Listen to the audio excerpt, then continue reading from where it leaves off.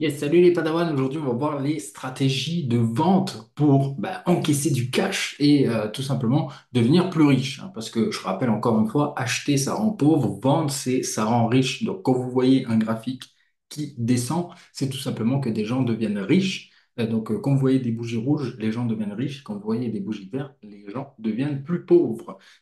C'est vraiment important à comprendre qu'une stratégie de vente doit être fait avant même doit être fait et maîtrisé d'ailleurs, doit être fait et maîtrisé avant même de vouloir acheter quoi que ce soit comme crypto. Donc clairement, on va voir tout ça ensemble tout de suite. Hop. Donc la première stratégie de vente qu'on peut, en général les débutants optent pour celle-là, c'est tout simplement la stratégie des multiples. Ok. La stratégie des multiples, pourquoi? Parce que on va dire c'est la plus facile à concevoir en fait.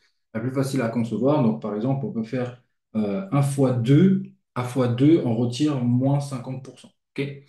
A fois 4, on peut retirer moins 25%. Donc déjà de base, A fois 2, on va récupérer son capital parce que soyons clairs, ça, c'est des stratégies de débutants, hein, clairement. Mais c'est pas pour autant que ça ne fonctionne pas. C'est juste que c'est pas ultra optimisé. Donc, euh, à x2, on va récupérer son capital. À x4, on va retirer moins 25%. Ça va permettre de reprendre des profits. Par contre, en crypto, si la crypto fait x10, ça va être très, très compliqué de capitaliser et de faire des gros profits parce que déjà, dès le début, tu as retiré 50% du bag en fait, que tu as en crypto. La deuxième, celle qu'utilisent pas mal de personnes aussi au niveau du trading, ceux qui font du trading savent l'utiliser. Donc, c'est la technique des indicateurs. OK?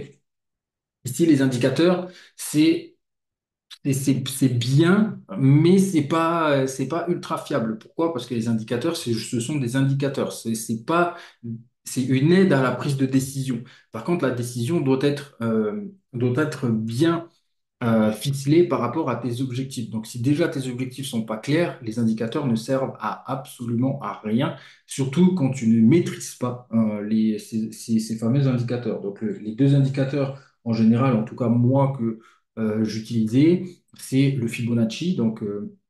Le Fibonacci, ça, c'est un indicateur qui est très compliqué en fait à comprendre au début parce que tout simplement, tout simplement, c'est un indicateur qui est compliqué, tout simplement.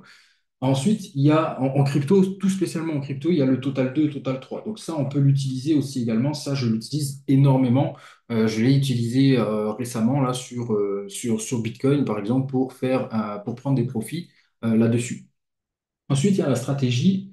Donc ça, je vais le mettre allez, en vert. Non, je vais le mettre là-dessus. Donc ici, par exemple, la stratégie des ATH. Donc ça, la stratégie des ATH, elle est aussi également simple à mettre en place. Par contre, vraiment, posez-vous la question, qui vend à l'ATH? Regardez tous les ATH de Bitcoin qui ont été atteints.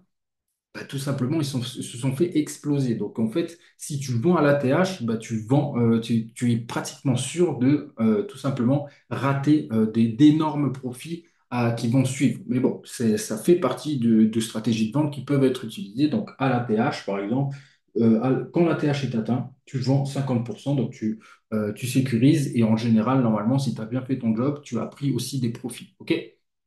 Ensuite, il y a les stratégies on-chain. Donc ça, c'est pareil, ça doit être maîtrisé aussi également. Mais les stratégies on-chain, donc ça, c'est avec des indicateurs. C'est pas des indicateurs, c'est tout simplement euh, l'analyse on-chain va permettre d'aller directement en fait sur la blockchain, récupérer en fait des datas. Et ces datas-là vont te permettre de les lire en fait et de les interpréter. Donc encore une fois, il faut savoir les interpréter, il faut savoir les lire. Et donc du coup, derrière, il faut savoir passer à l'action. Comment passer à l'action avec ces données on-chain? Ça, je déconseille clairement quand tu es débutant.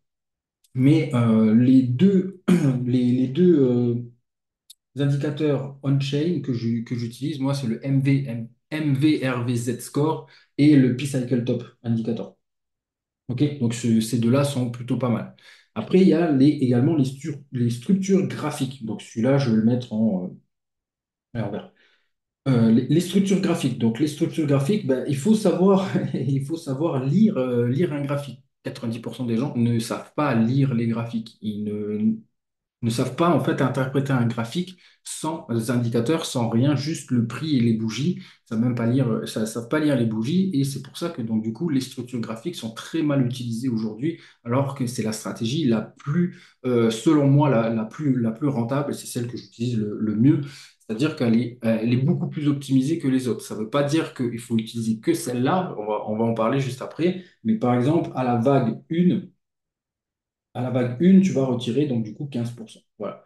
Tu vas retirer 15%. À la vague 3, tu vas retirer 25%. Et à la vague 5, tu vas retirer 60%, ce qui va te permettre d'avoir la totalité de ton investissement qui va être sorti. Donc ça, c'est dans le cas où tu veux sortir la totalité. Bien sûr, les pourcentages, tu peux les changer par rapport à tes, à tes objectifs. Maintenant, le but étant de savoir maîtriser l'ensemble. Parce que avoir, moi j'utilise en fait les structures graphiques, l'analyse on-chain et beaucoup aussi la, les multiples. J'utilise aussi les multiples sur des cryptos qui sont vraiment, vraiment sécures. OK? Donc, ici, par exemple, hop, ici, le tout étant de d'avoir un objectif. Donc, ton objectif, c'est quoi ton objectif en fait global, pas sur chaque crypto. Donc là, on va déterminer l'objectif global. Par exemple, t'as investi 10 000, ton objectif est de faire x5. OK.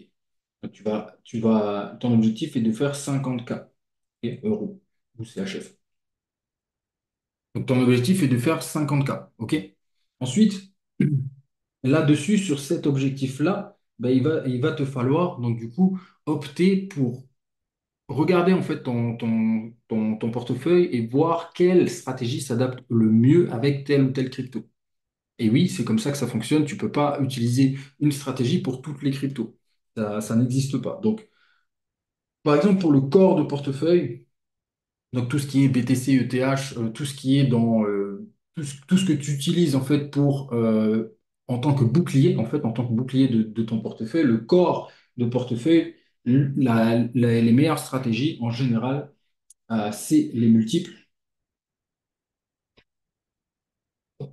les multiples euh, alliés avec les stratégies on-chain. OK?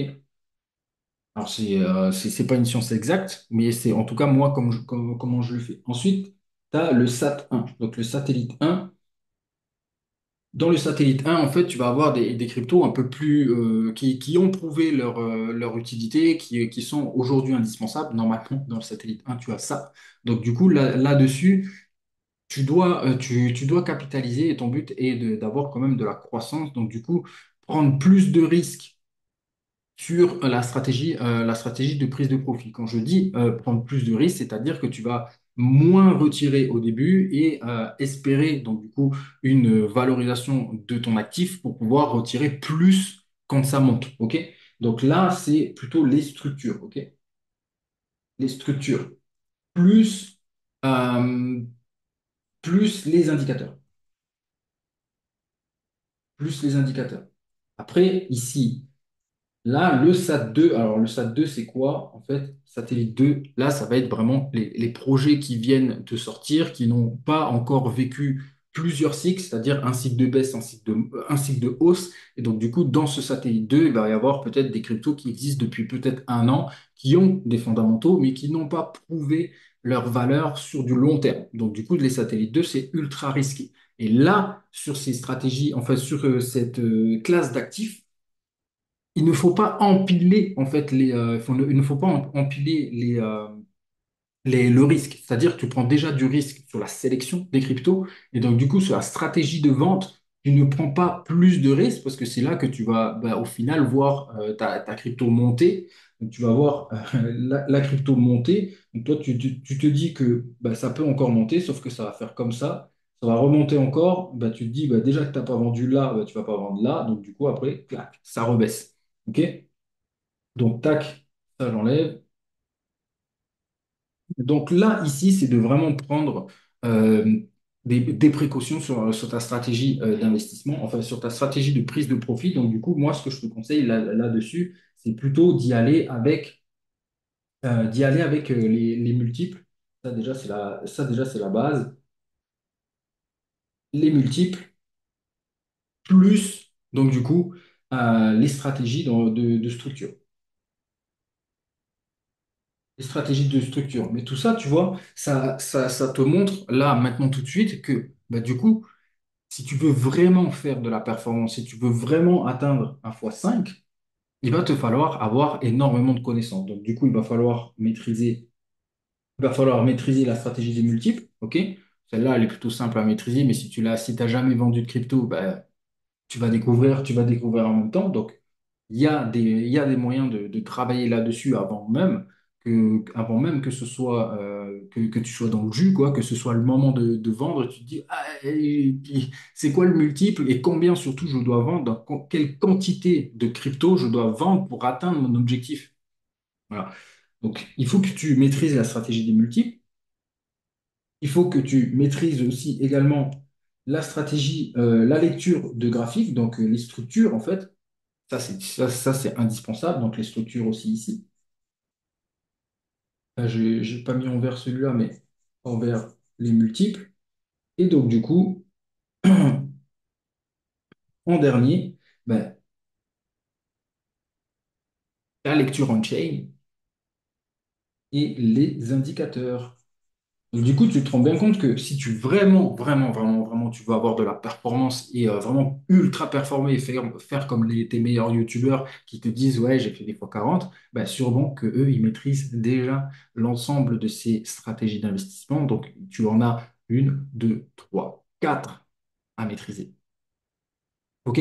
Donc, tu as quatre stratégies à maîtriser et si aujourd'hui tu n'en connais aucune et que tu n'as jamais mis en place, je t'invite vraiment à te former, en fait, tout simplement, parce que ça ne s'invente pas des stratégies de vente, de profit. Déjà, si tu ne sais pas acheter, si tu ne sais pas comment investir et comment investir de façon rentable, ça va être compliqué. Et en plus, par-dessus, tu reprends du risque en choisissant en fait des stratégies de vente qui ne sont pas adaptées.